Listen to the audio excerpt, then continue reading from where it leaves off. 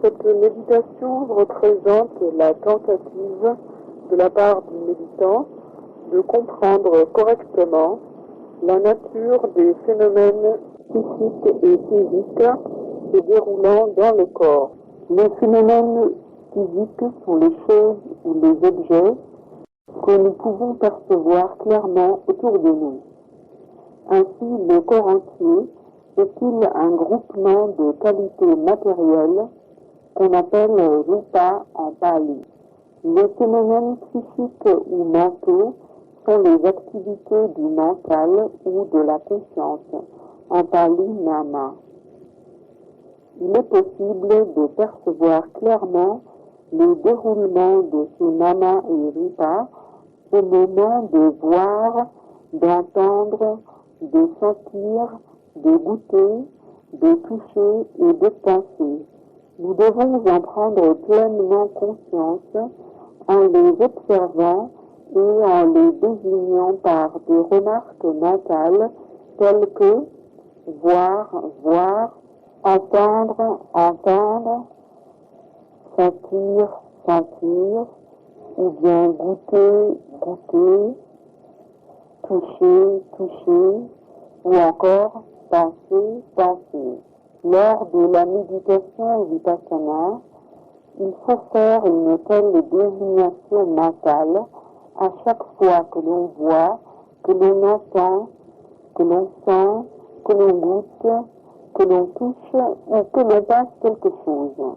Mais au début de la pratique, personne n'est en mesure de nommer chacun de ces processus.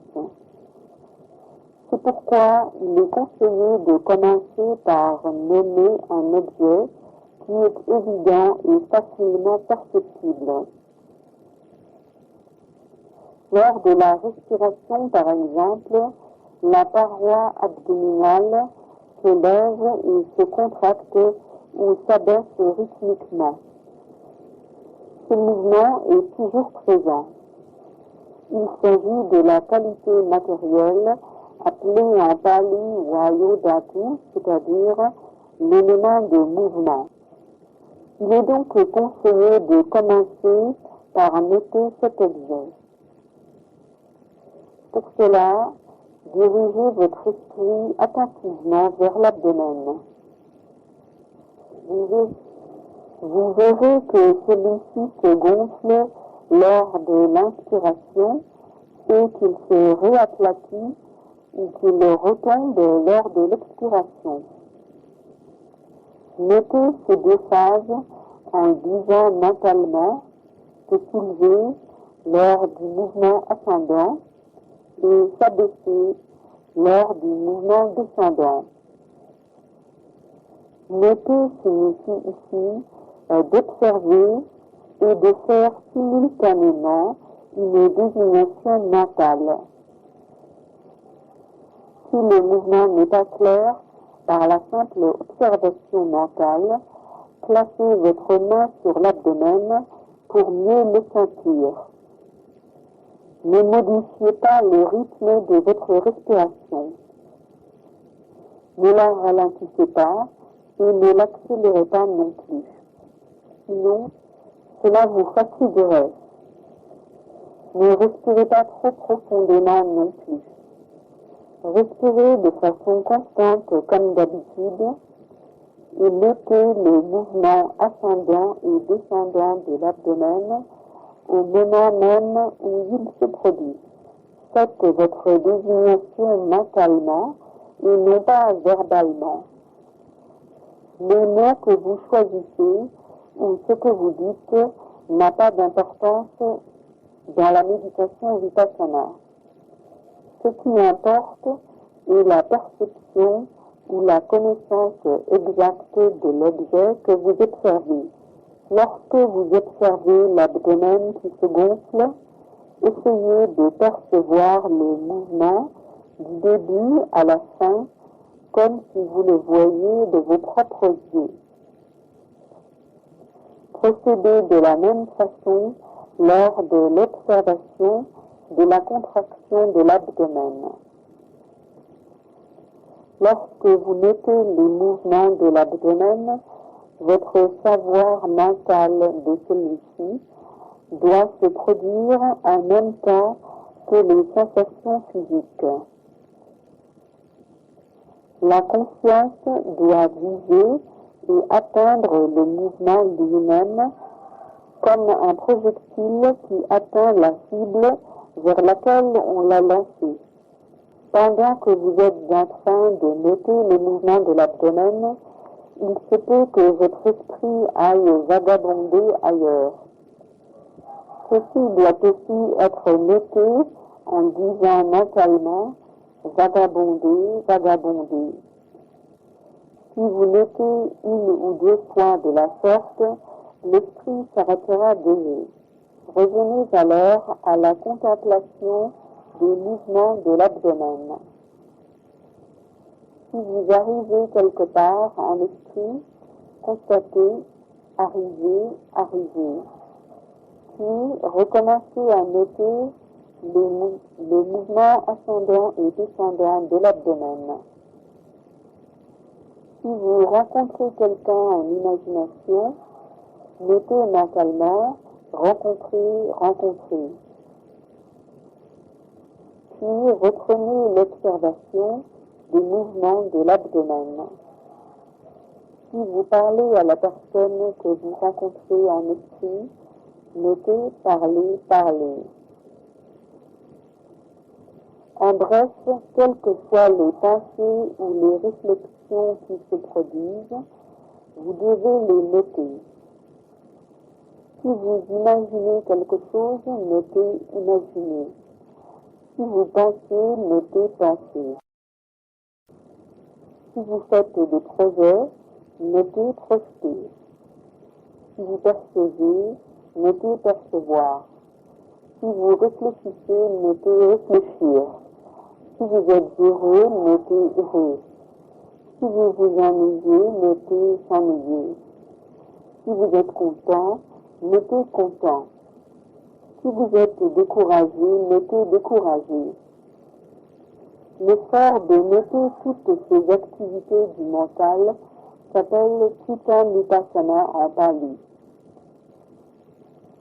C'est parce que nous n'arrivons pas à les noter toutes que nous avons tendance à les identifier avec une personne ou avec un individu.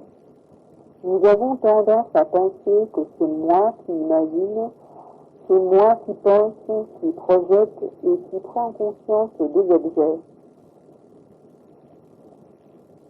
Nous pensons à tort qu'il existe une personne qui a vécu et pensé depuis l'enfance.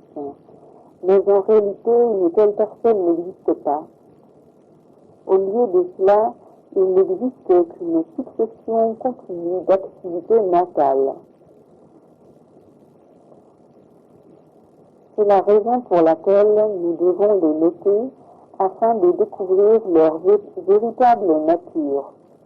C'est aussi pourquoi nous devons noter chaque activité du mental au moment même où elle se manifeste. Notée de la sorte, elle a tendance à disparaître. À ce moment-là, nous recommençons à noter le mouvement ascendant et descendant de l'abdomen.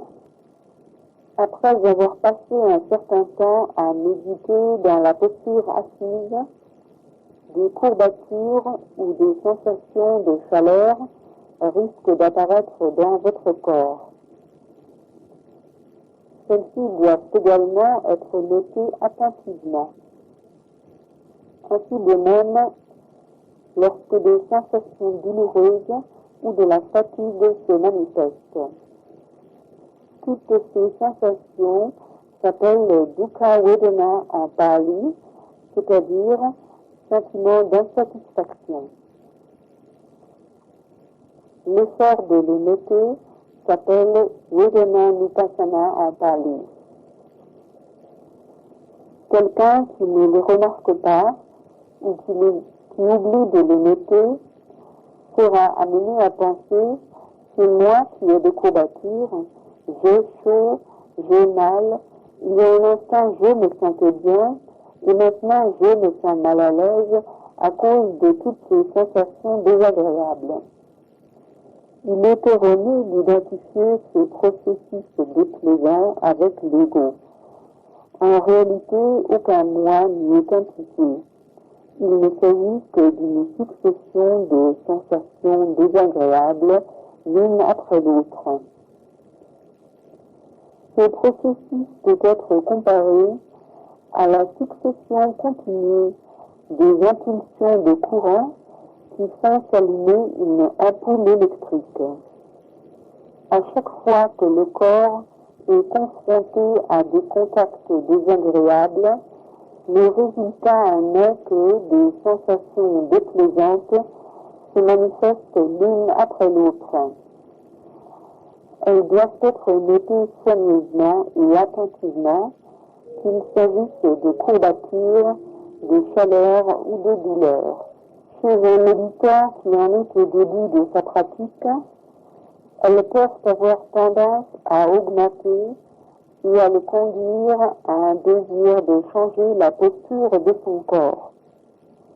Ce désir doit aussi être noté, après quoi le méditant doit recommencer à noter les courbatures, les sensations de chaleur, etc. Un proverbe birman dit que la patience mène au nibbana. Ce proverbe est extrêmement approprié dans la méditation. Il faut de la patience pour méditer. Si on bouge ou si on change de posture trop souvent parce que les courbatures ou la chaleur sont insupportables, le samadhi ou une bonne concentration ne peut pas se développer.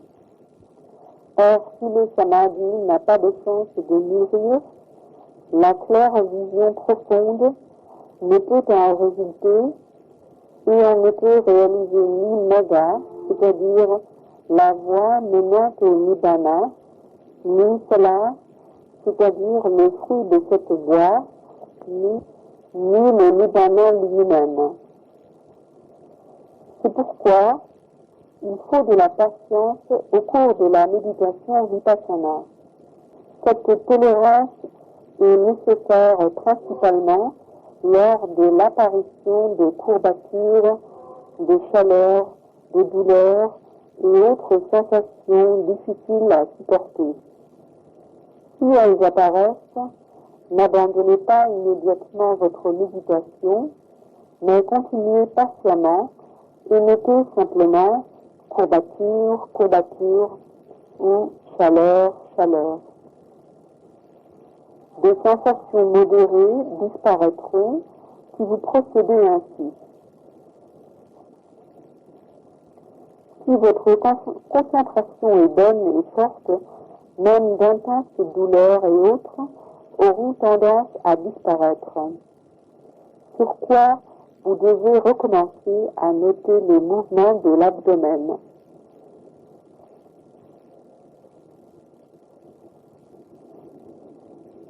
Mais si d'une part, néanmoins, les sensations ne disparaissent pas, même si elles ont été notées longtemps, et si d'autre part, elles sont devenues intolérables, on sera évidemment forcé de changer de posture. On commence alors par noter vouloir changer, vouloir changer. Si les bras se lèvent, on note lever, lever. S'ils bougent, bouger, bouger. Le changement de posture doit être fait doucement, tout en notant simultanément lever, lever, bouger, bouger et toucher, toucher. Si le corps se penche, notez pencher, pencher. Si les pieds se lèvent, notez lever, lever. S'il bouge, notez bouger, bouger. S'il se pose, notez poser, poser. S'il ne se produit aucun changement et que le corps repose immobilement, et commencez à noter le mouvement ascendant et descendant de l'abdomen. Il ne doit y avoir aucune pause entre les désignations mentales, mais au contraire, celles-ci doivent être contiguës, c'est-à-dire qu'une désignation donnée doit précéder immédiatement la prochaine. Et un moment de samadhi doit précéder immédiatement le moment de samadhi suivant. Alors seulement, le méditant pourra-t-il développer les stades de maturité de la compréhension, l'un après l'autre, et progresser vers le but. Magga et Salamyana, la connaissance de la voie et de son fruit, ne peuvent être réalisés que lorsque ce genre d'effort est déployé et que la succession des désignations prend de la vitesse. C'est comme si on voulait faire du feu en frottant énergiquement et inlassablement des morceaux de bois l'un contre l'autre jusqu'à ce que l'intensité de chaleur soit telle qu'une étincelle en surgisse. De la même façon, dans la méditation vipassana, il faut noter constamment et inlassablement, sans laisser aucun intervalle de repos, entre les désignations, quels que soient les phénomènes qui se produisent. Si par exemple une démangeaison intervient et que parce qu'elle est dure à supporter, les méditants désirent se gratter, ils devraient noter aussi bien la sensation que le désir de s'en débarrasser, sans pour autant se gratter immédiatement. En général, la démangeaison disparaît si on continue à la noter ainsi avec persévérance, dans lequel cas on recommence à noter le mouvement ascendant et descendant de l'abdomen. Si en revanche la démangeaison ne disparaît pas, on peut naturellement s'en débarrasser en se grattant. Mais en premier lieu, le désir d'agir ainsi doit être noté. Par la suite, tous les mouvements faisant partie du processus d'élimination de la sensation doivent être notés, en particulier au moment de toucher, de tirer les vêtements et de gratter. À la suite de quoi, on se tourne à nouveau vers l'observation des mouvements de l'abdomen. À chaque fois que vous effectuez un changement de posture, commencez par noter cette intention ou ce désir.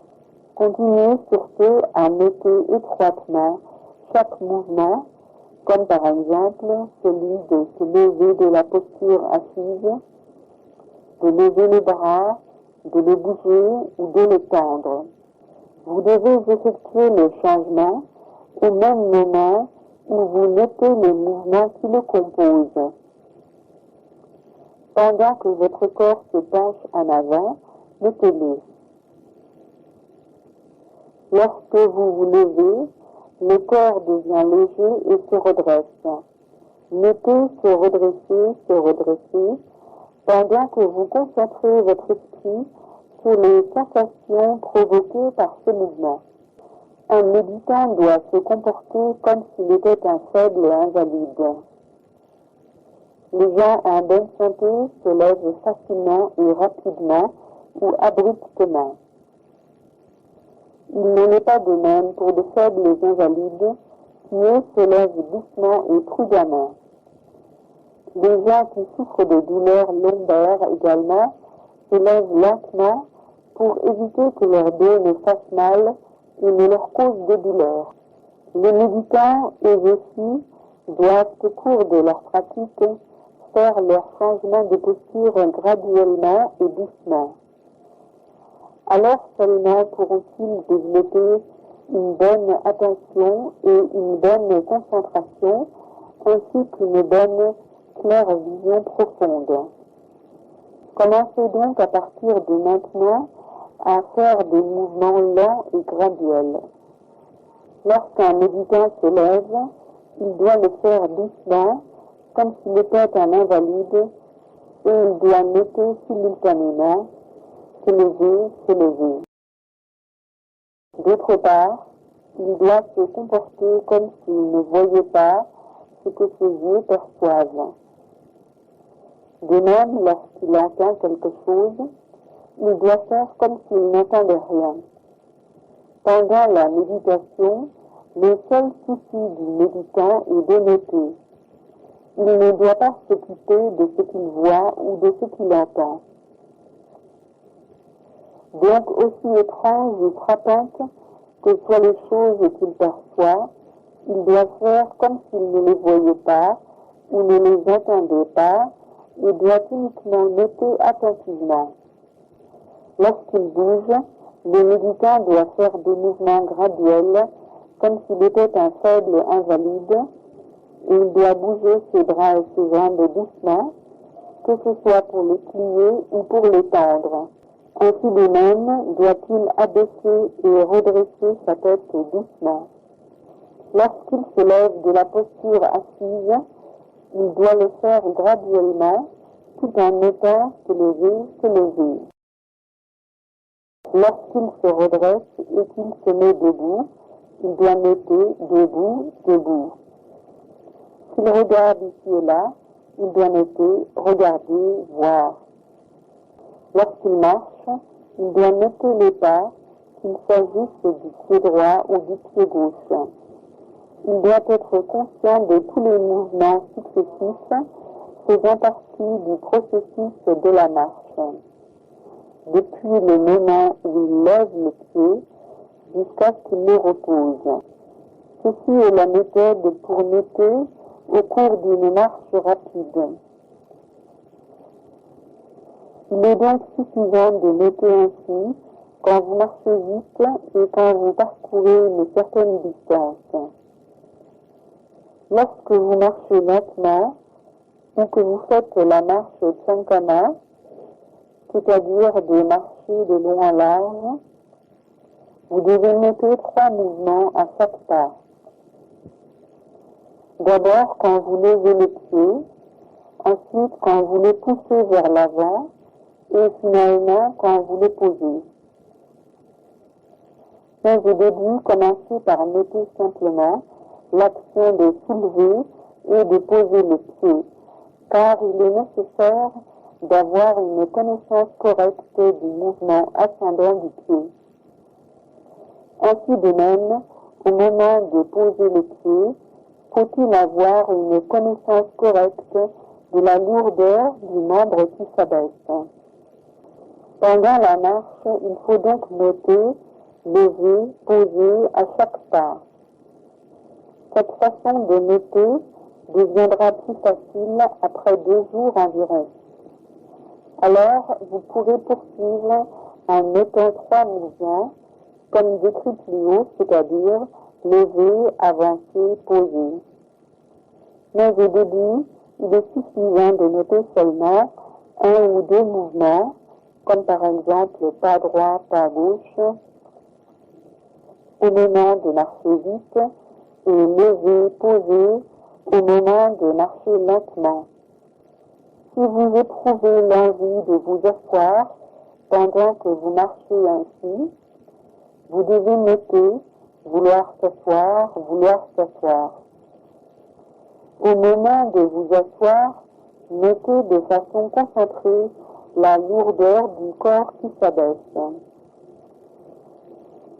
Après vous être assis, notez les mouvements nécessaires pour arranger la position de vos bras et de vos jambes.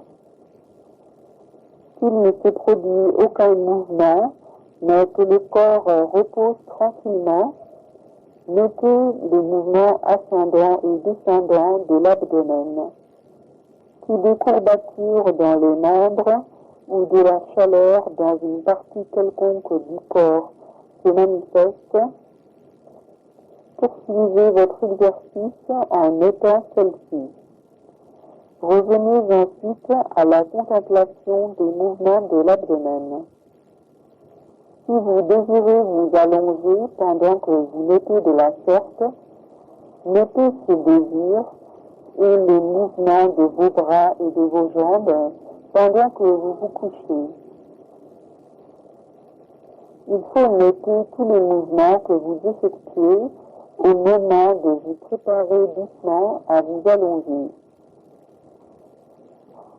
Par exemple, levez le bras, bougez celui-ci, posez les coudes sur le lit, basculez le corps, tendre les jambes et incliner le corps. Il est important de noter ainsi pendant que vous êtes en train de vous allonger.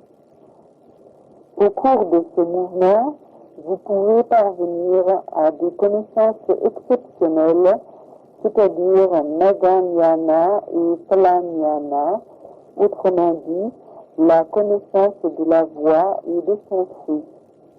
Si Samadhi, la concentration, et Jnana, le savoir intuitif, sont forts, ces connaissances exceptionnelles peuvent se produire à tout moment.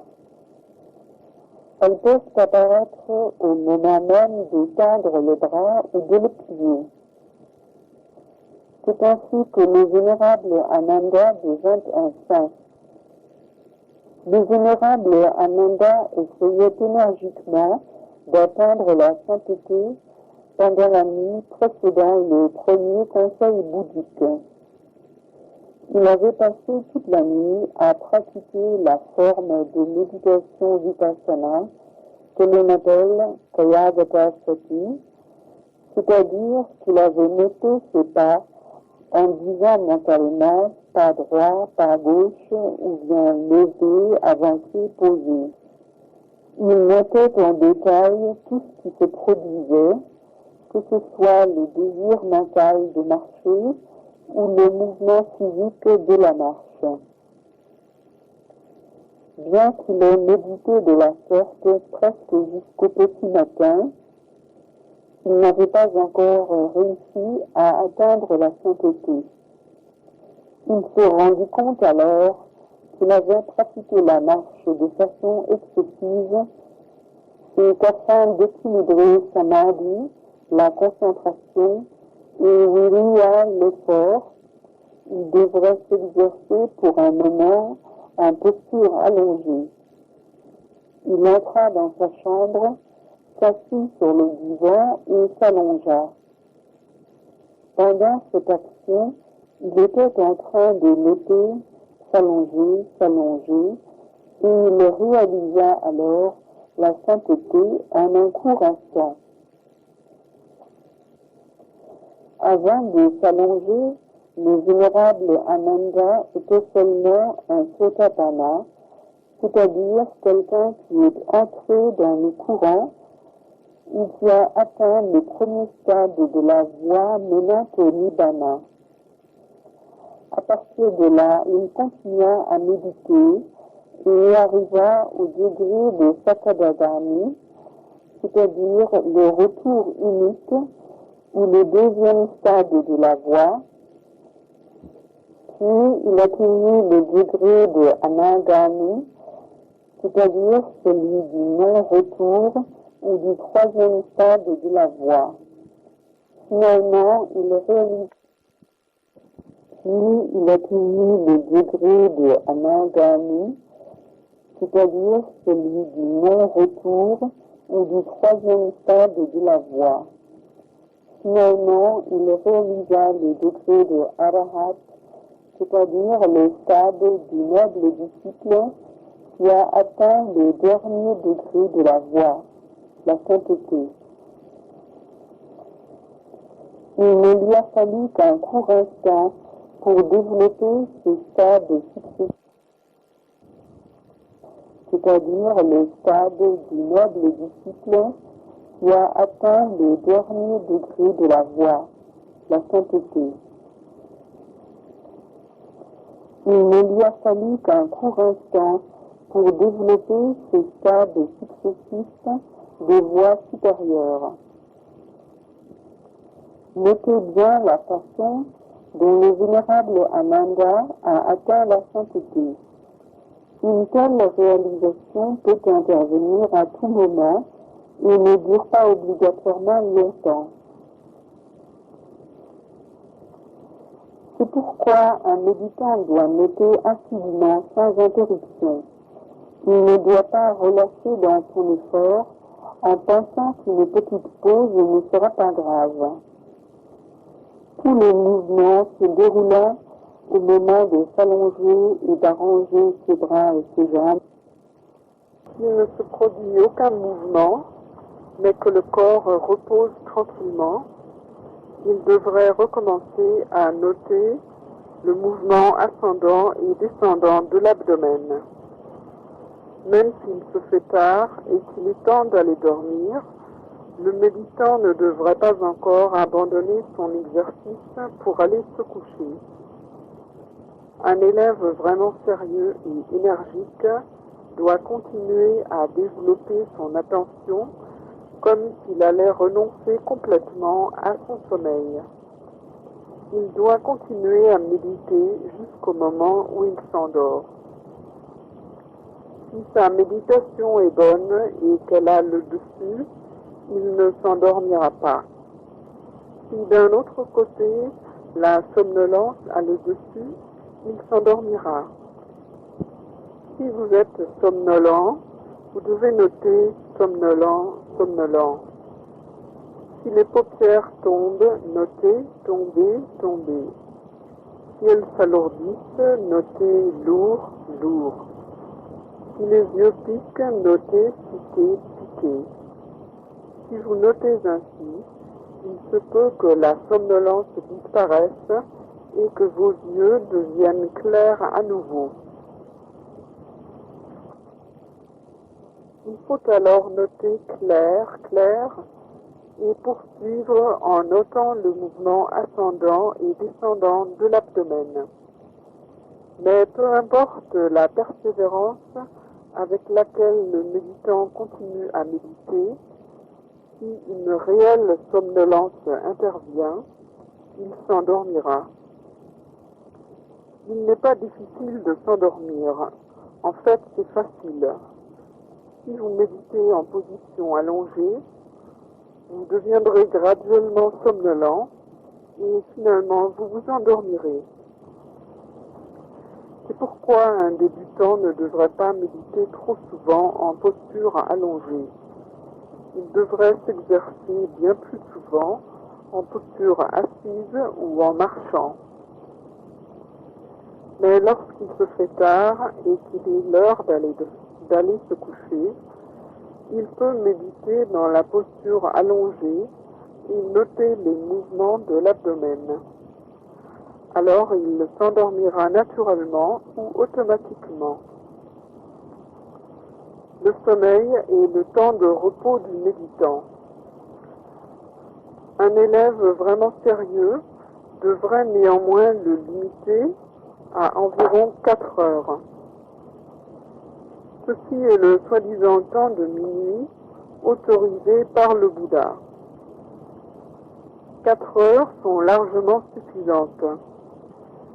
Si un débutant pense que ce n'est pas assez pour pouvoir rester en bonne santé, il peut dormir jusqu'à 5 ou 6 heures.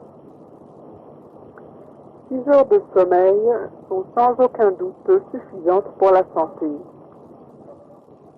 Quand un méditant se réveille, il doit immédiatement recommencer à noter.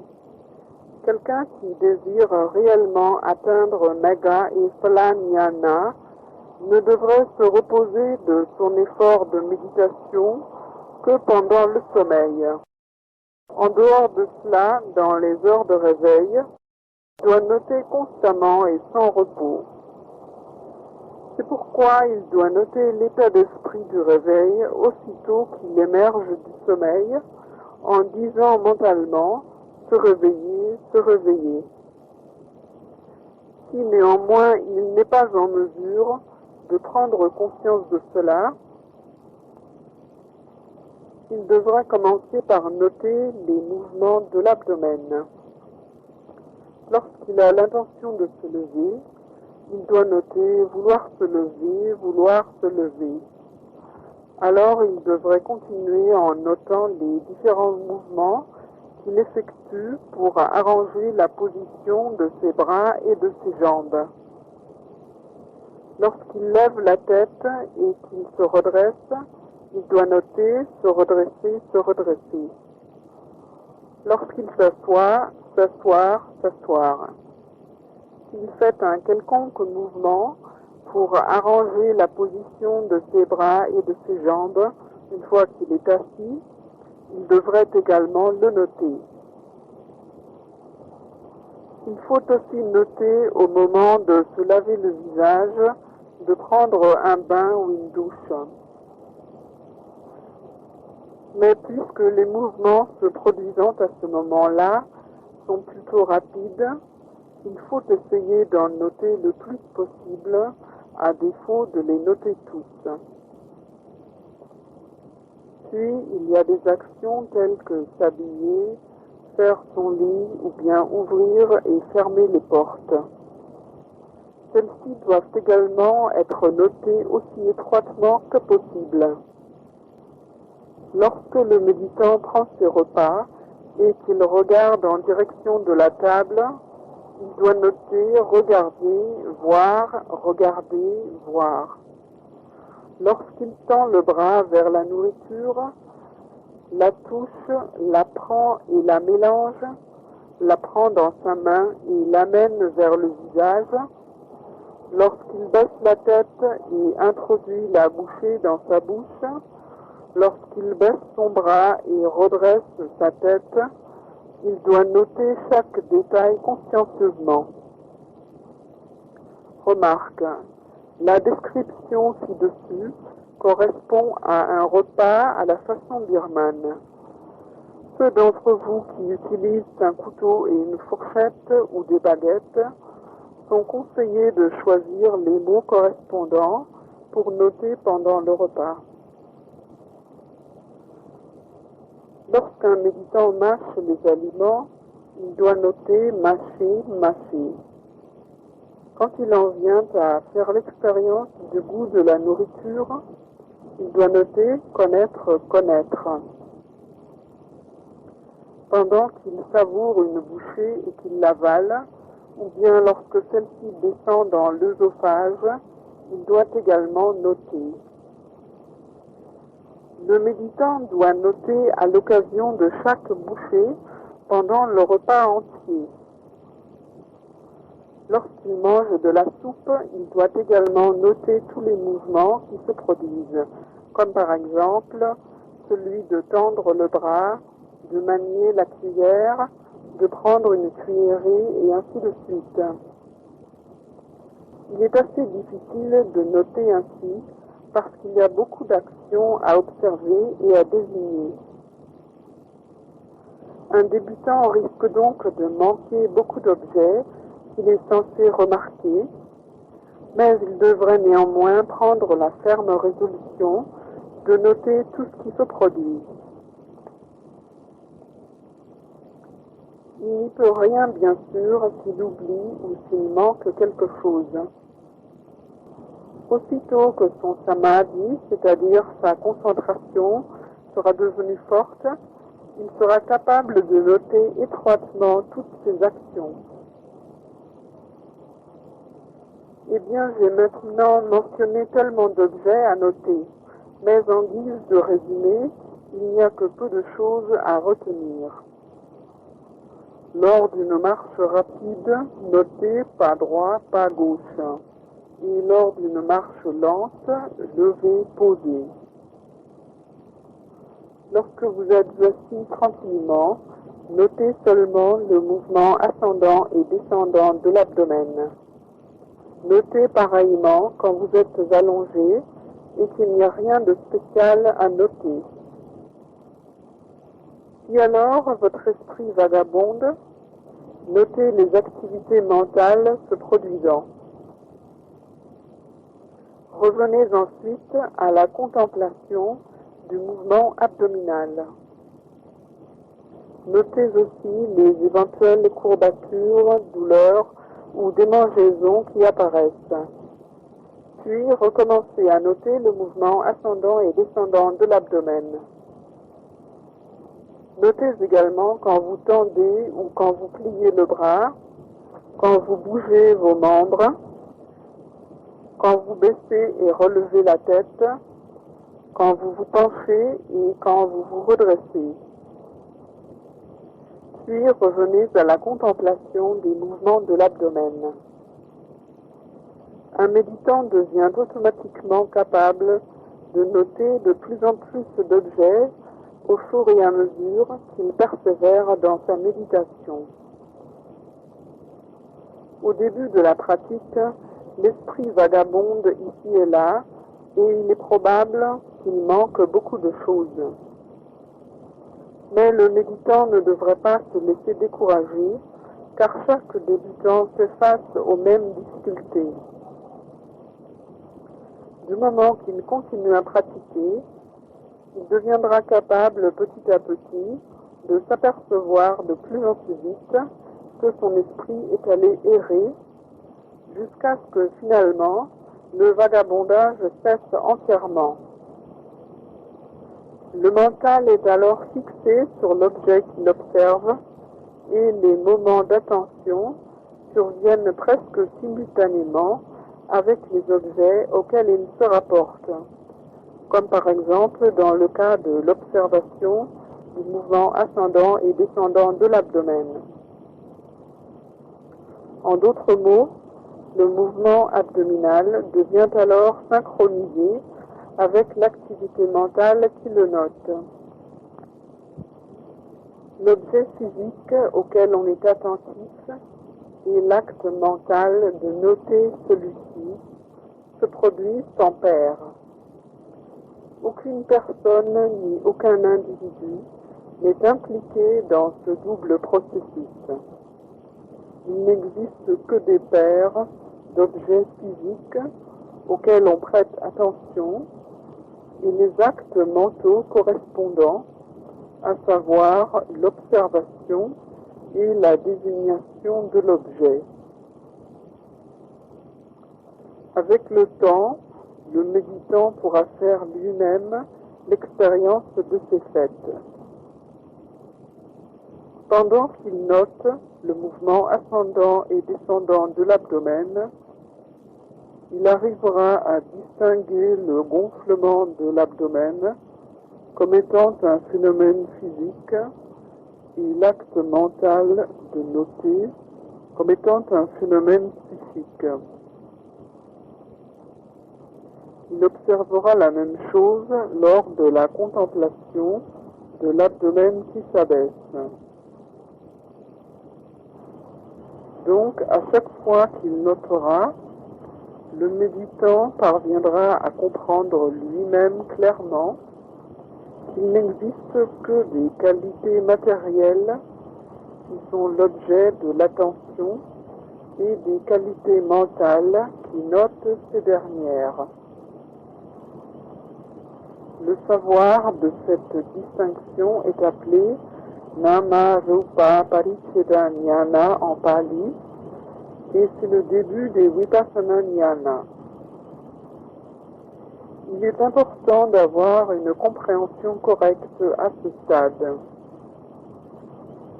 Si le méditant persévère dans son effort, le savoir suivant sera la distinction entre cause et effet, savoir qui est appelé Pachaya Parigaha Jnana. Tandis que le méditant continue à noter, il verra lui-même que ce qui apparaît disparaît à chaque instant. Tout le monde pense que les phénomènes matériels et psychiques se perpétuent pendant toute la vie, c'est-à-dire depuis l'enfance jusqu'à l'âge adulte. Mais en fait, il n'en est pas ainsi. Il n'existe aucun phénomène qui ne dure pour toujours. Tout apparaît et disparaît extrêmement rapidement et ne dure même pas le temps d'un clin d'œil. Le méditant s'en apercevra au fur et à mesure qu'il continue à noter. Il sera alors convaincu de l'impermanence de tout phénomène. Une telle conviction est appelée Anicca-nupassana Jnana en Pali. Ce savoir sera suivi de Dukkha-nupassana Jnana, qui lui est la prise de conscience du fait que toute cette impermanence représente une souffrance. Le méditant risque aussi de faire face à toutes sortes d'épreuves physiques dues au fait qu'il se rend compte que le corps est en réalité un amoncellement de souffrance. Cette prise de conscience s'appelle aussi Dukkha-nupassana Jnana. Par la suite, le méditant parviendra à la conviction que tous ces phénomènes psychophysiques se produisent d'eux-mêmes, qu'ils n'obéissent à la volonté de personne et qu'ils ne sont soumis au contrôle de personne. Ils ne constituent aucune entité individuelle ni aucun ego. Ce savoir s'appelle Anatta-nupassana Jnana.